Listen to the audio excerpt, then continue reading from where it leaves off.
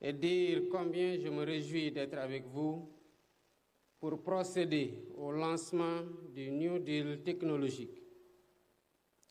Cette stratégie est le fruit d'une vision claire et volontariste, dont l'objectif est de hisser le Sénégal au rang des nations souveraines et prospères, en faisant du numérique un des moteurs de notre transformation sociale et économique.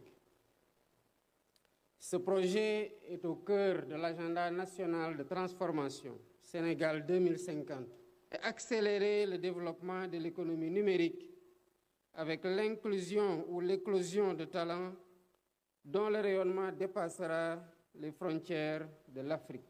Un programme d'incubation et de financement pour accompagner les startups locales et encourager l'innovation technologique. Notre ambition est très grande en matière de numérique. Nous avons défini la stratégie du Sénégal numérique 2025 qui a bâti un peu une politique qui va faciliter l'accès à Internet pour l'ensemble de la population sénégalaise, mais en particulier pour les jeunes. Et pour cela, nous avons mis en place un certain nombre de politiques pour abaisser le prix de l'Internet qui reste quand même un peu cher en Afrique si on le compare au reste du monde. Nous avons aussi des incitations, des mesures qui sont faites en faveur des écoles publiques, des écoles du primaire jusqu'à l'enseignement supérieur, pour que les élèves aient accès à Internet. Là, je viens de décider d'accompagner par un fonds d'innovation en matière numérique qui sera de 1 milliard de francs chaque année, qui sera donné aux petites startups qui démarrent et qui accompagnent également celles qui ont déjà une notoriété.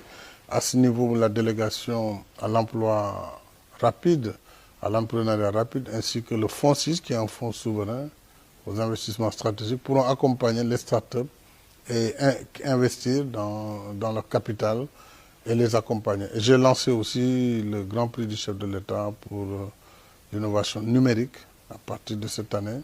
Donc nous allons créer un cadre attractif pour les startups. Il n'y a pas de raison que la fiscalité soit un handicap pour ce secteur innovant, nouveau. Donc je vais prendre les mesures qu'il faut pour donner un cadre plus attractif aux startups.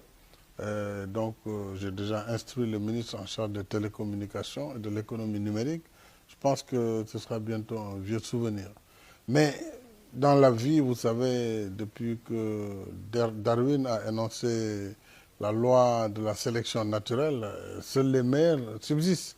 Donc même s'il y a beaucoup de créations, il faut rester concentré. Il faut des efforts pour pouvoir survivre parce que le monde est ainsi fait. Mais nous mettrons tout ce qu'il faut pour permettre à ces jeunes talents d'éclore et surtout de se développer. Les institutions que vous citez dans le domaine de l'écosystème numérique se trouvent toutes à Dakar. Est-ce que les régions sont prises en compte? Oui, les régions sont prises en compte et vous savez, le numérique élimine la distance. Elle n'a plus de sens, la distance. Dès lors qu'on est sur la toile, qu'on soit à Ziguinchor, à Bali, en Indonésie, ou à Londres, ou à Kaolack, c'est la même chose. C'est exactement la même chose. On reçoit en même temps l'information, on la traite de la même façon. Donc le problème, c'est l'accès. C'est pourquoi je dis qu'il faut que Internet soit accessible sur l'ensemble du territoire national. Donc finalement, tout le monde aura accès et il appartiendra à chacun d'apporter sa touche et sa contribution.